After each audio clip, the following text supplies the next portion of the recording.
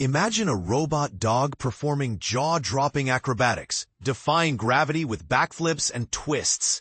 Sounds like science fiction, right? But Boston Dynamics Spot is making it a reality thanks to the power of reinforcement learning. This four-legged marvel, typically seen navigating factory floors, has mastered a new, seemingly impossible skill, leaving us wondering, what's next for robotics? Spot's latest feat isn't just about viral videos, though its flips are undeniably impressive. Arun Kumar, a robotics engineer on Boston Dynamics' Spot behavior team, explains that teaching Spot to backflip is more than a party trick. It's a bold experiment in pushing the boundaries of what robots can do. While Spot is designed for practical tasks like climbing stairs or inspecting equipment, Kumar's team, in collaboration with the Robotics and AI Institute, saw an opportunity to test its limits. Why? Because mastering extreme movements like backflips equips Spot to handle real-world challenges, such as recovering from slips or navigating chaotic environments like construction sites.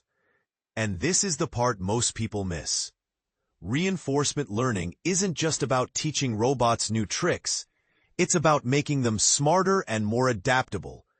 Think of it as training a dog with treats, but instead of biscuits, Spot's software receives digital rewards for successful actions. In a simulated environment, Spot acts as an agent, adjusting its leg movements and motor speeds. Each attempt is scored based on how closely it matches the desired outcome, like a perfect backflip.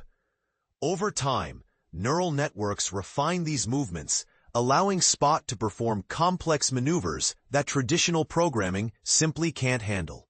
Kumar emphasizes that this approach lets Spot operate at the very edge of its hardware capabilities, something conventional methods fall short of achieving.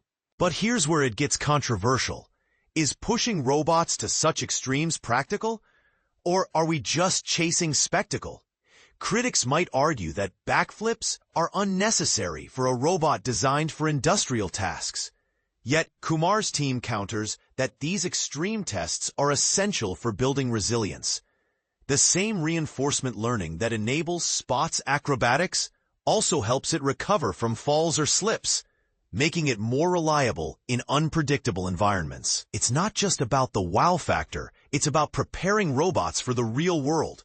To bridge the gap between simulation and reality, Kumar's team employs a rigorous cycle of testing, failing, and refining.